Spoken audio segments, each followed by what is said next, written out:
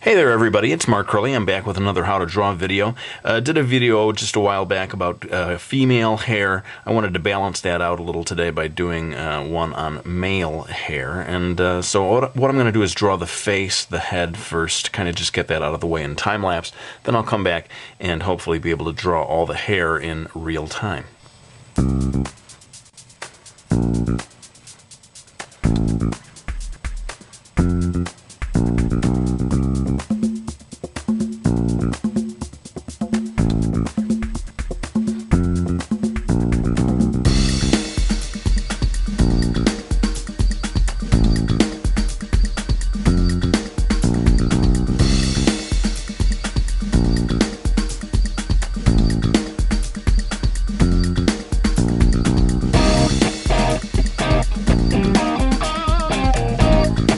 Okay, so let's get into drawing the hair now.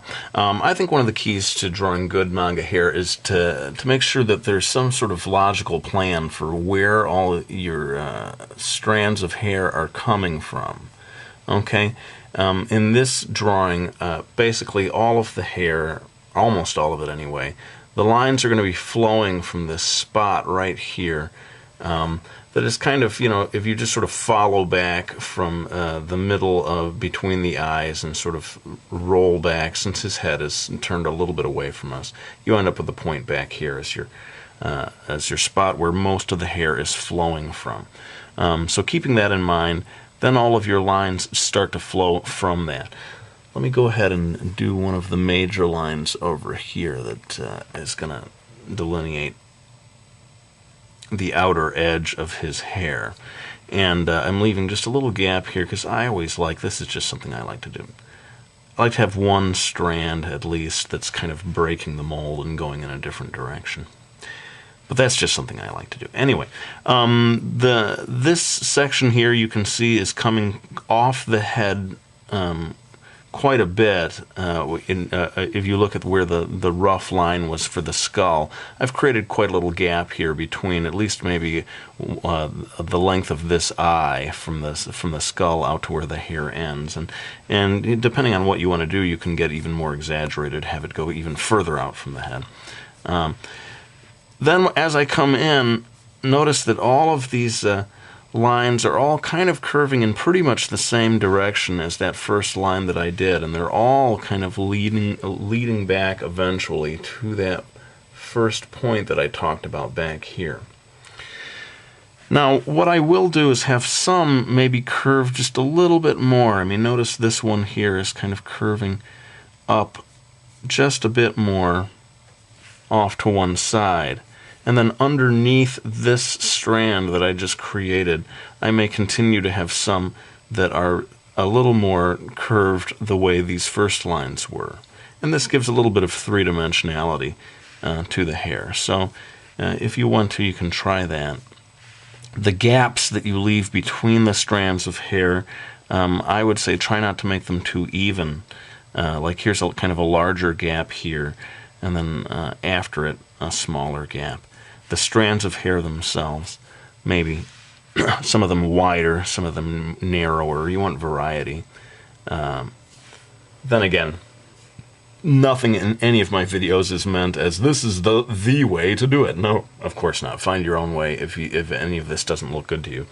And I'm going to do one more that's kind of like that strand I was talking about over here that really curves rather dramatically off to one side here, because I know that I'm about to do a secondary sort of section of hair that is not going to be following so much all these lines that we did before. This section, starting right over here on this side of the eye, there's going to be a section that comes down and kind of goes straight along the face, straight down. And I'm going to create maybe 1, 2, 3, a whole series of strands of hair here that are kind of fanning out just a little bit. And this creates, I think, a nice balance, gives a nice kind of shape and structure to the hair. If you've got this section over here and then you got this other section that's coming down kind of straight. Anyway, it's something that I've observed in a lot of manga here. and I'm just kind of passing it on to you.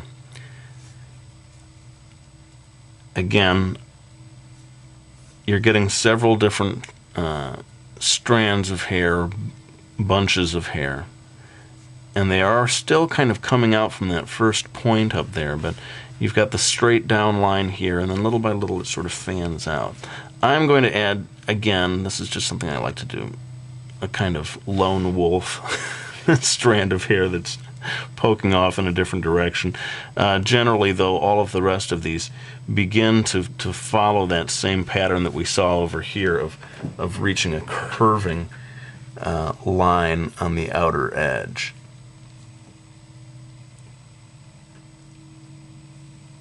Like so.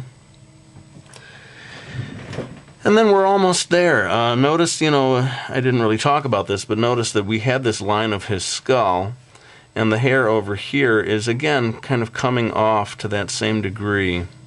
So you want to sort of balance that out. I'm going to indicate his ear here just a little bit without going into too much detail. And then, if you want to, you can add maybe just a couple of more little bits of hair back here to give it some three-dimensionality. And at this stage, we're more or less done. I find that a lot of the detail of lines is coming down here at the bottom of the strands of hair. There's a certain kind of white gap along the middle where the highlight might be. And then you can go back in here again and add more detail of lines up at the top. I'm going to do just one more thing, and that is at this point where all the lines were coming out, I'm going to add just a few more shorter strands of hair. You got to be careful here because you don't want him to look goofy. But a few more small strands kind of coming out here will create a sort of a naturalistic look to his hair. All of this based on real hair, just stylized by manga artists. I am going to now put down my black Prismacolor. People are always asking, what pencil is that? And this is a black Prismacolor colored pencil. You can hear the train going by. First thing in the morning. I've kind of snuck this video in before the rest of the family has woken up. And I'm going to pull out this other pencil. This is not my Dixon Ticonderoga that I usually use, but I'm not too picky about what pencils I use for shading. The key is this is an erasable pencil, and I'm just adding just a little bit of shading here, although this is probably going to be more of a blondish looking character. Just adding a little bit of shading to give this hair a bit more depth. And believe it or not, we're pretty much done at this stage. I may add just a little more clothing beyond his collar down here just to sort of finish up that section. And once you've added enough shading here, I could go into the whole highlight thing. I don't think I'm going to do that with this video. I think I'm just going to sort of leave that area whitish. Just sort of leave a fuzzed out white area, the white of the page coming through, and that provides your highlight. If you want me to do one that's more about like showing how to do really clearly delineated highlights, go ahead and suggest that. I'd be happy to come back and do a video like that. Well, I think we're almost done here today.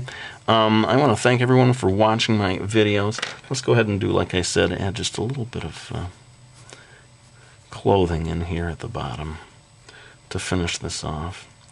I'm very excited about my new series, Brody's Ghost, coming out from Dark Horse. It is available on Amazon.com as a pre-order. Oh, big thanks to anyone who does that. That really is going to help me out a lot. If that book sells well in pre-orders, then that really helps the publisher see that it's going to do well as a book. It does hit stores. There's a little confusion, it seems, about when Brody's Ghost comes out. I thought it was going to be July 7th.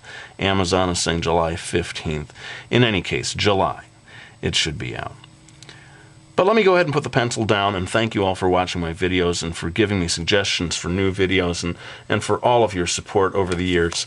I really do appreciate it. You've made such a huge difference in my life.